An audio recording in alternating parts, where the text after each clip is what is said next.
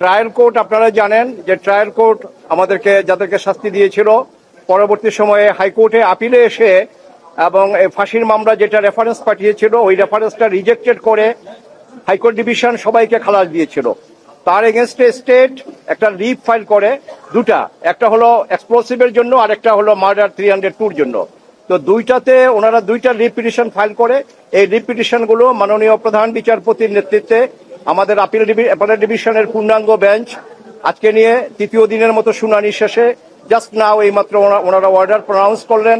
তাতে করে সর্বোচ্চ আদালত এই মামলাটার ভিতরে যা আছে এটা ওনারা একটু দেখতে চান, এই জন্য ওনারা বললেন যে আমরা একটা লিভ দিচ্ছি এবং লিভ দিয়ে আমরা এটা শুনানি করব।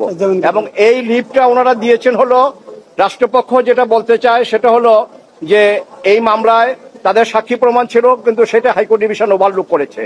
আবার বলেছে ফার্দার ইনভেস্টিগেশন অর্থাৎ অধিকতর তদন্তের নামে পুনঃতদন্ত যেটা হয়েছে, যেটা আমাদের ডিফেন্স ভার্সন, আমরা যেটা ট্রায়াল কোর্টে বলেছি এবং হাইকোর্টে বলেছি যে এই পুনঃতদন্তটা আইনত অচল এবং এটা 173(3)B অনুযায়ী এই মামলায় কোনো পিপি সাহেবের দরখাস্তের উপরে পুনঃতদন্ত হতে পারে না।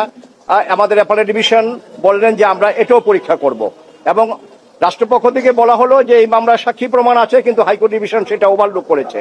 আমাদের অ্যাপেলেট ডিভিশনের পূর্ণাঙ্গ বেঞ্চ আজকে বলল যে আদৌ কি সাক্ষী প্রমাণ আছে কিনা এটাও আমরা দেখব। এই মোট 5টা পয়েন্টের উপরে অ্যাপেলেট ডিভিশন লিভ দিয়েছে। আমাদের অ্যাপেলেট ডিভিশনের রায়ের উপরে কোনো কথা নাই, কারণ দেশের সর্বোচ্চ আদালত ওনারা দেখতেই পারেন এবং ওনারা এটা দেখবেন এবং মাননীয় প্রধান বিচারপতি এটা 1 জুলাই এটা ফিক্স করে দিয়েছেন। এর মধ্যে আমাদেরকে বলেছেন আপনারা দুই পক্ষ কনসাইজ স্টেটমেন্ট জমা দিয়ে দেন এবং মামলা পেপার বুক নতুন করে রাখবে না, ডিসপেন্স উইথ করেছেন।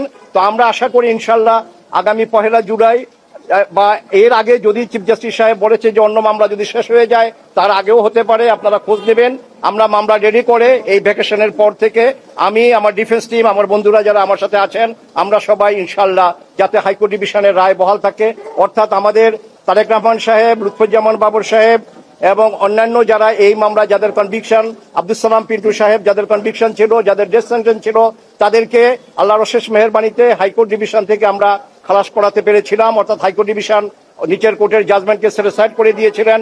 তার এগেনস্টে যদিও রাষ্ট্র গিয়ে আজকে লিভ পেয়েছে কিন্তু আমরা ডিফেন্স লয়ার, আমরা যারা including my friend Mr Shishir Monir, Mr Kaiser Kamal, my friend Mr. Badruddin Bajol and all my defense friends, learned lawyers who are with me in our defense team, আমরা বিশ্বাস করি ইনশাল্লাহ আমরা আরো পরিশ্রম করে এটা এই আপিলটা যখন পূর্ণাঙ্গ শুনানি হবে যাতে আমাদের যার যার ক্লায়েন্টের বা বিশেষ করে তারেক রহমান সাহেব এবং অন্যান্য যারা আছেন খালাস যেটা হাইকোর্ট ডিভিশন দিয়েছিল এটা যাতে বহাল থাকে ইনশাল্লাহ আমরা চেষ্টা করব এবং আমাদের বিশ্বাস ইনশাল্লাহ হাইকোর্ট ডিভিশন যে খালাস দিয়েছে এটা বহাল থাকবে।